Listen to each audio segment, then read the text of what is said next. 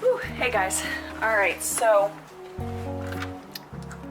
today we have a project that has basically been in the works since last year. We are going to be, oh no you don't, you need to wait your turn. We are going to be making some arched trellises for the 3 short beds that we've built up on your porch. Thank you. I don't know how well we're gonna do at this. We may not get very far today, and that's okay. We'll get as far as we get today, and that is plenty. But in order to maximize our bed space, our goal is to trellis all of the dry beans that we're going to be planting, trellis them up and over, so then that way we have space in those small beds to still plant other crops that we need. So we're going to go on ahead and get that started. We've got some tools that we need to grab and bring out, and I'm going to get you guys all set up for hyperlapse. So here we go, guys. Wish us luck.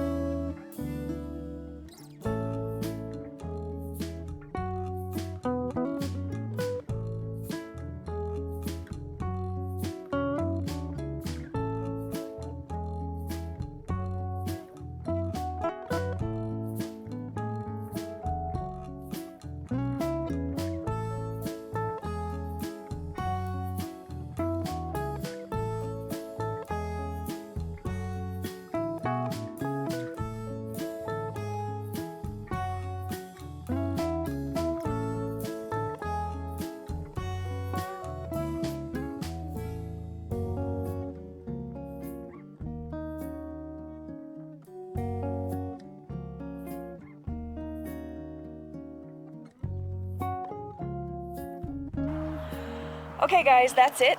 So we are officially trellised. I'm so excited. I can't even begin to tell you how excited I am. But let me go on ahead and give you our review on this handy dandy little tool. Okay, so this spring-loaded, obviously T-post setter, and it was really easy to operate. With two people, yeah. Or 2 women. Yeah, 2 women who have absolutely no strength after having had the Rona twice in the span of 2 months. So we're pretty weak, and we were able to operate this. Obviously, there are T-post drivers, and those are like battery gas-powered tools, and a lot of local centers will rent them to you. So you could always do that if you can lift that much over your head. At this point, I can't lift 50 pounds over my head. So we went on ahead and did this because we are using quite a few T-posts, it seems like here. So it worked phenomenally well, highly recommend it. We got it over at Tractor Supply. Any of the big box retailers are gonna have it. Amazon probably has it if you're that desperate. So let me go on ahead and turn you around and give you a closer view of all of our trellising.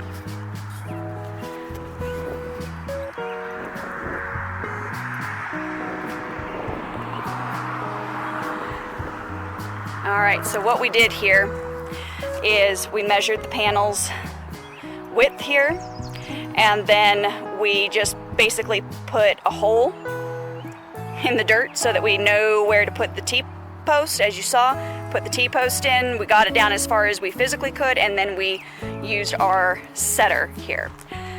And then the hardest, well, one of the hardest parts was actually bending this to get it between the two T-posts. On this one, we probably should have waited and put it in after we had gotten the trellising up, because we could have braced the trellising on the cinder block on both sides and then set the T-post. But other than that, it went in fairly smoothly overall, a lot better than we thought it would.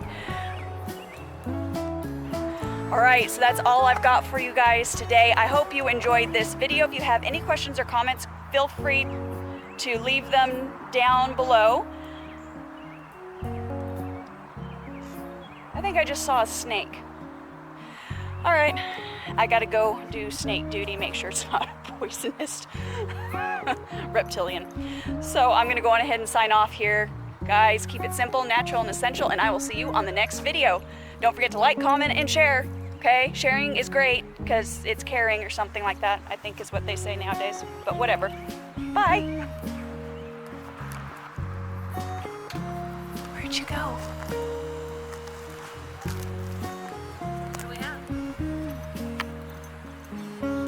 A lizard.